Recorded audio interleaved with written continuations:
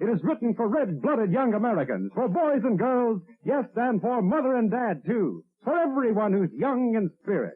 Welcome to Earth 148611, Marvel Comics' New Universe, advertised by then Editor-in-Chief Jim Shooter as, quote, the universe outside your window. The new universe takes place in the real world, end quote. The new universe was launched in 1986 to coincide with Marvel Comics' 25th anniversary. Originally, Mr. Shooter had proposed a relaunch of the entire Marvel universe, an idea that would possibly inspire either the Ultimate Marvel Universe or Heroes Reborn. When that idea was rejected, the new universe was proposed. This idea was approved and given a budget of $120,000. The premise was simple. Earth 148611 was exactly like our Earth until 4:22 a.m. on July 22nd, 1986. It was then that the Earth experienced an astronomical phenomenon known as the White Event. While the event lasted only a few moments, it triggered anomalies, genetic anomalies, in 2 out of every million people. These individuals developed superpowers, with some being physically altered and others appearing completely normal. These people were then given super abilities, mostly referred to as paranormal powers, and while this new line of books was heavily marketed, there were problems behind the scenes. Rumors of Marvel being sold at the time had been surfacing, budgets were cut, and Jim Shooter was dealing with internal office politics. The line debuted in 1986 with 8 titles. So the original 8 titles were Starbrand, Cyforce, Spitfire and the Troubleshooters, Mark Hazard Merc, Nightmask, Kickers Inc., DP7, and Justice. By the end of the line's first year, 4 of the titles would be canceled. These included Kickers Inc., Spitfire, Merc, and Nightmask. With lower than desired sales and Jim Shooter leaving the company, changes were made. With new creative teams on the books, many aspects of the new universe changed. These changes were brought about with the Black Event, also known as the Pittsburgh Event. It is rumored that this event, which destroyed the city of Pittsburgh in the new universe, was a cheap shot at Jim Shooter, who was a Pittsburgh native and had been writing Starbrand, which was based in Pittsburgh. The original new universe was brought to a close with some prestige format books called The War. And since they were prestige format, they were more expensive, and prestige format books tended to be more adult oriented, so a lot of fans that bought comics off the newsstand never even saw these books. They were regulated more to bookstores and the direct market, and not as many hit the newsstand as regular issues would have. This was, however, not quite the final chapter of the new universe. The character of Justice would appear in several issues of Spider-Man 2099. Later, the new universe Earth was brought back and into the Marvel Universe of 616 in 1994's Star Blast storyline, which focused mainly around the character of Quasar. It did cross over with several other titles, but it was mainly a Quasar story. And it also brought the Starbrand into the Marvel Universe, and it has appeared throughout several comics over the years since, most recently in a series of Avengers books. In 2005, the universe-hopping Exiles would revisit the new universe in Exiles 72, 73, and 74. Due to the changes to the universe as a result of this storyline, this particular version of the new universe is now designated as Earth 15731. The next year, in 2006, Marvel celebrated the 20th anniversary of the new universe with several one-shot stories. These were told in Untold Tales of the New Universe Starbrand, Untold Tales of the New Universe Nightmask, Untold Tales of the New Universe Justice, Untold Tales of the New Universe DP7, and Untold Tales of the New Universe Cyforce. There were also some backup stories, one in New Avengers 16, which featured the Kickers, Amazing Fantasy number 18, which featured Merc, and Amazing Fantasy 19, which featured Spitfire. These tales took place in the original continuity before the destruction of Pittsburgh in the Black Event. 2007 brought Warren Ellis reimagining the universe with a miniseries called New Universal. That didn't seem to go over too well, and it didn't last for very long. Then in 2008, Exiles Days of Then and Now, a one-shot, had an appearance of Spitfire's Jenny Swenson in Chapter 4. In 2013, Marvel writer Jonathan Hickman brought the new universe concepts back into the 616 again in the 5th volume of Avengers. This included the White Event, new versions of the characters of Starbrand and Nightmask, Blast, as well as the concept of the Super Flow from Warren Ellis's New Universal miniseries. Nightmask was race swapped, and Starbrand was changed significantly as far as character goes. The ultimate fate of the New Universe's Earth remains somewhat unclear because of all these creative teams that have been changing things. The events of Star Blast implied that Earth 148611 might be orbiting the Stranger's lab world, segregated from the larger 616 by the Living Tribunal, but it may also have been returned to its own natural universe.